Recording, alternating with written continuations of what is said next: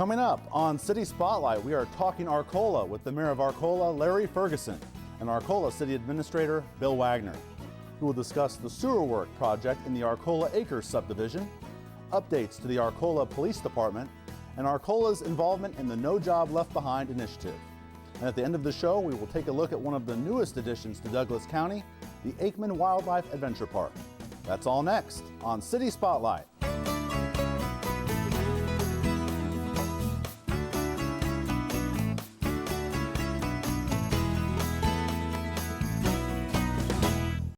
City Spotlight is supported by Consolidated Communications. CCI is honored to salute the cities and their leaders in the area, as well as providing TV, internet, and phone service to local homes and businesses. We live where we work and are proud to support the communities we serve. More information available at consolidated.com. Welcome to another edition of City Spotlight. We turn our attention today to Arcola. And joining me today is the Mayor of Arcola, Larry Ferguson. Glad to be here. Arcola City Administrator, Bill Wagoner. Gentlemen, glad to have you on again. Yeah. Good to be here. Excellent. And the last time we had you on the program was around last year's Broomcorn, which had a great time taping that feature, and we saw firsthand why it's such a special event, and Arcola is proud to have it every year. I believe 46th this coming year. Yes. And at the start of the new year, we had a series of education-related shows, and we had Dr. Tom Mulligan from Arcola Schools on the program, and we talked obviously about schools and the technology in the Arcola school, and we talked just a little bit about the Arcola Purple Rider football team and their run to a state title. And just wanted to ask you gentlemen, I know Bill, I saw you at a few of those playoff games. What was the atmosphere? What was Arcola like in that great November run there? Well, I think the grade school students saw the most excitement. The players would help them unload in the morning, walk them into the school, and I think there's a good connection there between the seniors all the way to the kindergartners, and I think that was really great. It was very heartwarming to see the kids look forward to Fridays and the games and supporting their team. And Larry, Arcola has such a proud tradition with their schools and their football program. There's much success in the past, and for the town to light up like that again had to be a special time in the community. Yeah, it certainly was. You know, the tradition has been really rich and great, you know, in the past years. Kind of a lull in there between, you know, sometimes you have those big families that have, you know, the athletes that come along at a good time, and I think that's what happened this time. That some really great athletes came along, and the coaching, you know, I think is his second year, and he just had a great work ethic for the kids, and they followed him, and that bled over into the town. I believe it just put Arcola on the map again as far as the sports community.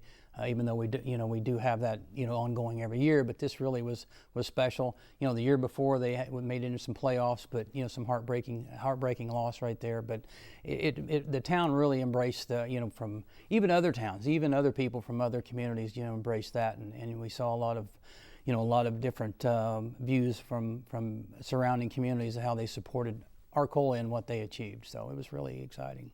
It was great to see the town lit up with a lot of purple, obviously, and the banners, and a lot of great memories for people to dwell on as we move forward. Let's stay with schools right off the bat here, and let's talk about No Job Left Behind, and how is Arcola involved in this program? What is it, and when did it get started?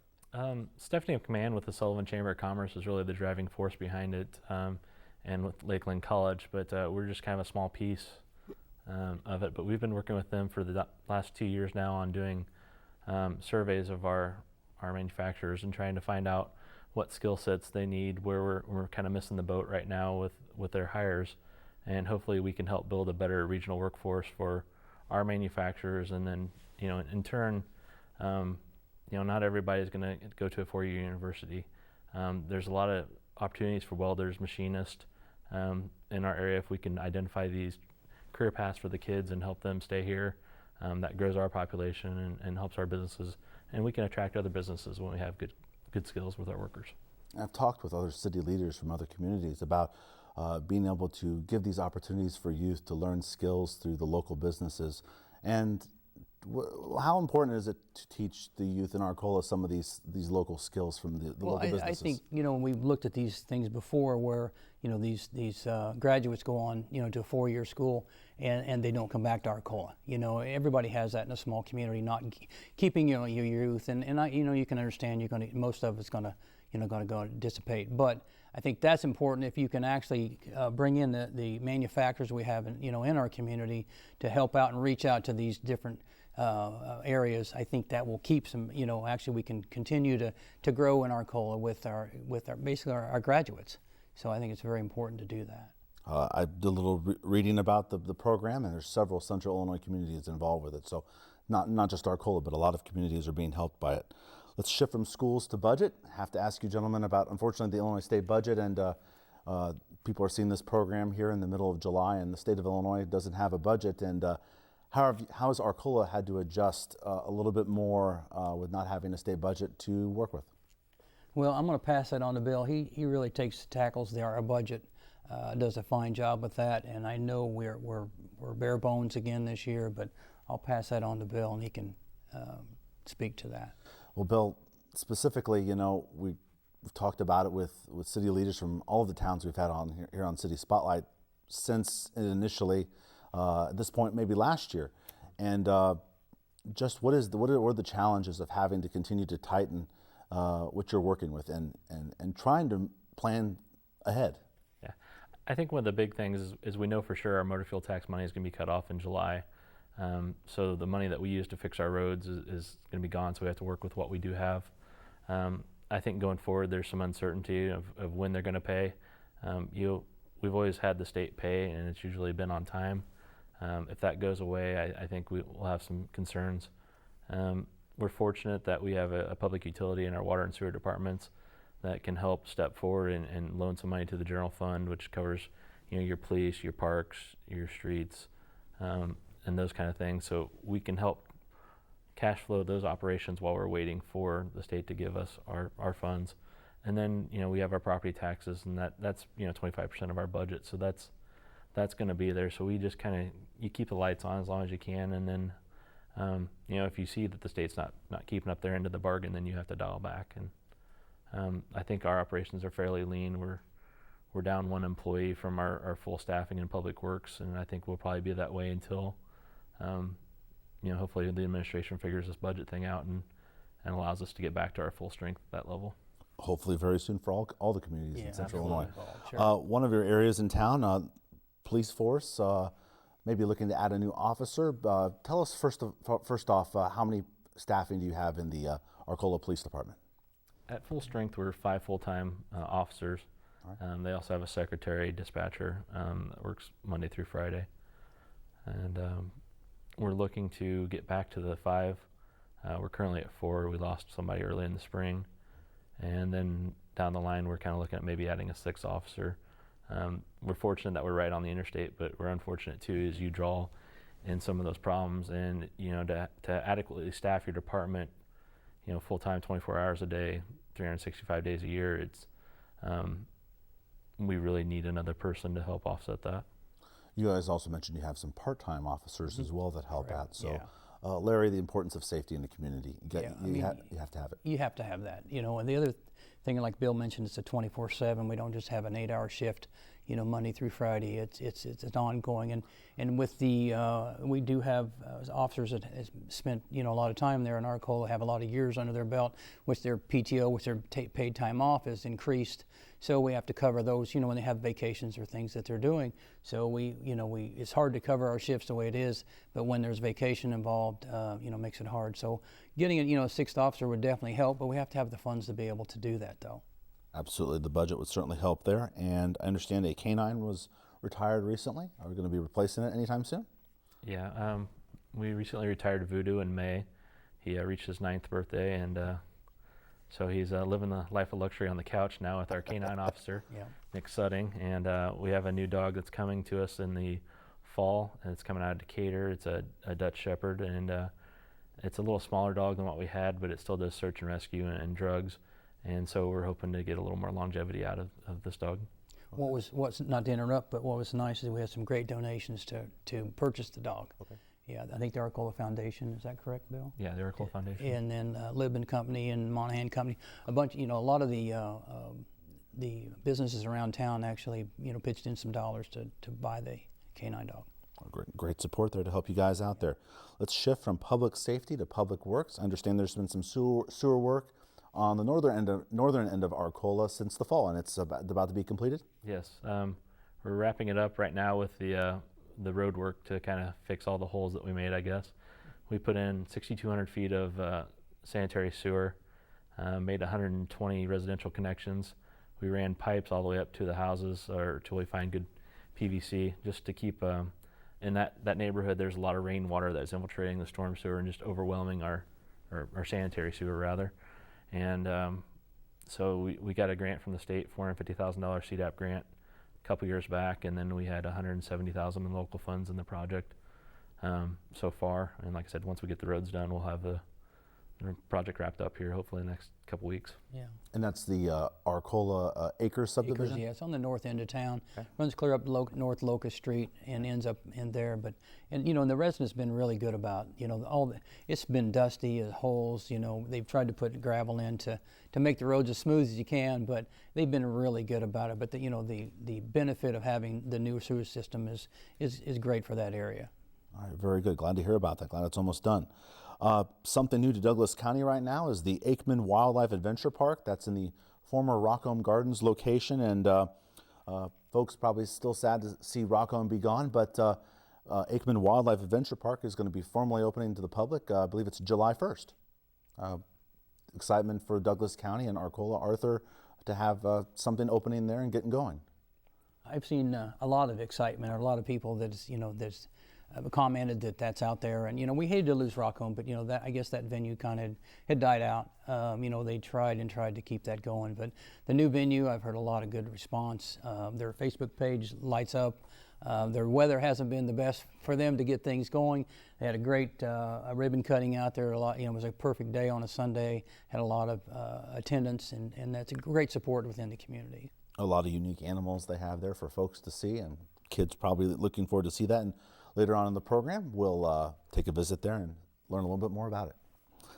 Let's go east to Arcola. And one thing I noticed a little bit, maybe of a decorative variety, there's new light there on the on-off ramp there off I-57 there. That's a state matter there, but it's something you notice when you're coming in or leaving Arcola.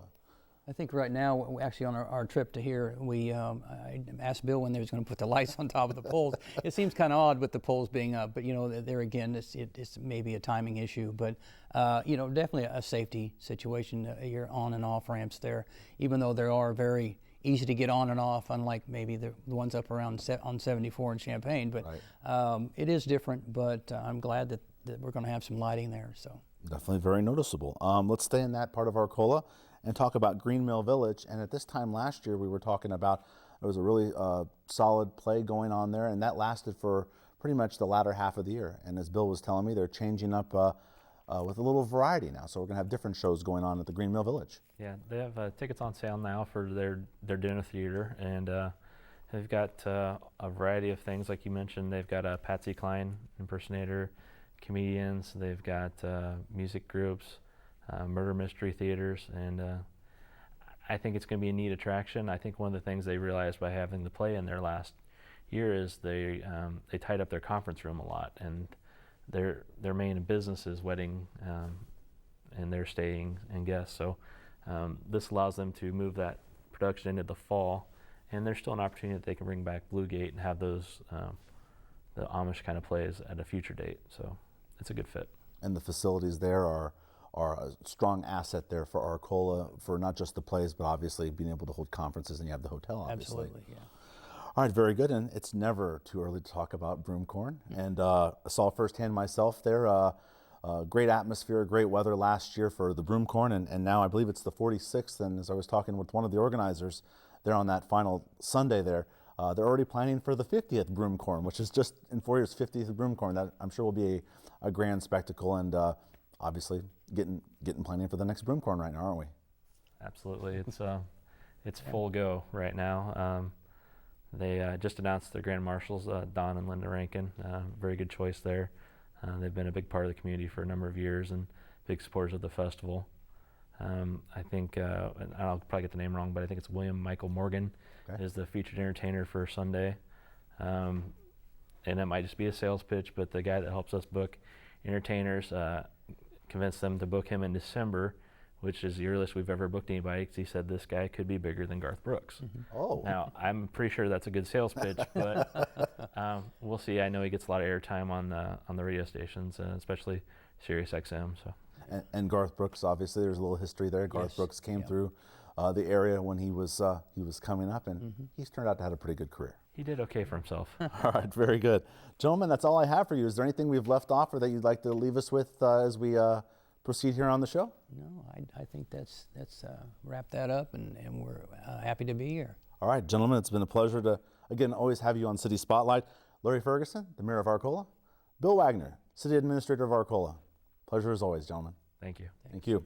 And coming up next here on City Spotlight, Kelly Runyon from the Paw Report will visit with the Aikman Wildlife Adventure Park, and we'll learn more about that, one of the newest attractions in Douglas County.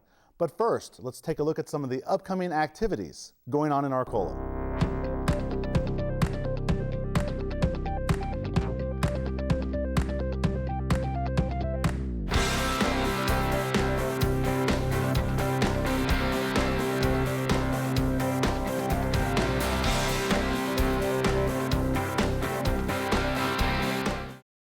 Question everyone has asked you over and over and over again is, how in the world did you come up with the idea to create a wildlife adventure? Sure, yeah. So I was a banker for 10 years, and I'd always loved animals, but never thought I'd be doing anything like this. On the night of October 22nd, I had a dream that my wife and I owned and operated a wildlife park, and I thought it was a cool dream. I told her about it the next day. She said, "Our son's going to be born in about 2 weeks. We have enough on our plate. You need to just forget that." And Forget the dream. I agreed with her completely, and the next night I had the exact same dream. And so I told her, I said, "I don't know why, but I really feel like this is something God's wanting us to do." And so kind of from there, my finance background made me want to find out what all was involved from a financial aspect of a zoo or a theme park. And so we started researching what other places do as far as bringing in attendance and expenses like that, and kind of put together an annual budget and cash flow, and took that out to 10 years, because we said, God, if this can't support itself, it'd be very difficult for us to justify it. And to our surprise, it could support itself. And so from there, just doors started opening and things started happening, and here we are 2.5 years later. How does a banker who sits down and puts pen to paper and crunches numbers now has to pick up feed and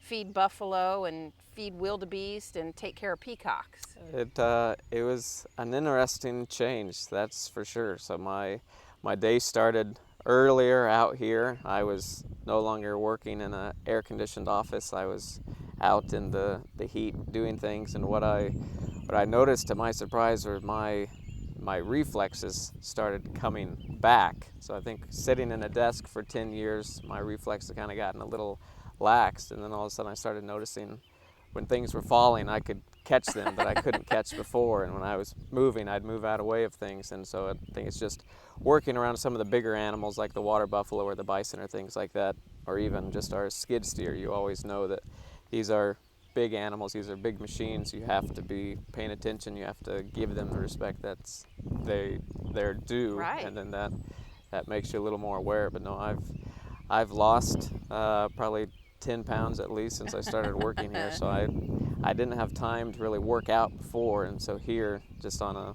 Daily basis, I'm This is your running gym. different places, or I'm lifting 50-pound feed bags or things like that. And so it's been a very cool transition. It still has its challenges. There are different challenges than what we're at the bank. But now, with the bank, I always loved my job. But there's nights now where I go to bed, tell my wife that I can't wait for morning to come, because I'm excited to get out here and continue doing things, because we know we have a lot of stuff to do before we can open it up with the public. So you found out that this is the former location of Rock Home Gardens, which a lot of people know about. You find this location, it is up for sale. So was that a long and daunting process to get approval for a place like this? So with this location, we knew from the beginning that it could be an option. It was not for sale in the beginning, but we knew it could be an option. We'd kind of looked at the aerial map multiple times, and this location had quite a few challenges associated with it, enough so that we didn't really feel it was worth looking into at that time. And then we started pursuing other sites, and when we realized that those just weren't going to work out, we came back to this site and said, okay, let's say that we can build the park here. What would that look like? And so we took about 60 days during that time period coming out here, walking it, looking at things, looking back at the aerial map, coming up with how could we make our vision fit into an already existing location that had a lot of buildings, had a lot of structures, had paths and things like that. So what all would be needed to make it work? And so we finally came up with a plan that we felt would not only work, but could even be better than what we were thinking of originally, just because there are a lot of huge mature trees here, which you don't find that very much around this flat farmland area. It's got the pond that we have in the background, and so some topography, some rolling hills behind us, so it already has some of the features we wanted, and then it's got a lot of the buildings and infrastructure that we were able to use. And so from there, once we realized that it was possible, we kind of started dealing with the challenge of Rockholm is known to a lot of people. It has a lot of history. We need to do what we need to do to make our vision happen, but we still need to respect that heritage and that history that it has. So you got the land and you're preserving it, but probably the next step then is the animals, and that's what everyone is interested in. So how do you go about selecting the animals that are here in the park, and maybe talk about what you do have here that people will be able to see? Sure. So as far as selecting goes, in the planning, we'd kind of come up with, these are the animals we'd like to bring in each year. So we knew what animals we'd start with in the beginning and what animals we felt we could add each year. And when we brought in those animals that we thought we would have in the beginning, it did not look like we had many animals out here. So my brother and I, we would test drive the path and we'd go 3/4 of it without seeing any animals. So I knew that my animal to acre number was incredibly conservative before, but until you see it in real life, you don't realize just how conservative it was. And so from there, we started realizing, hey, we could do more animals. What does that look like?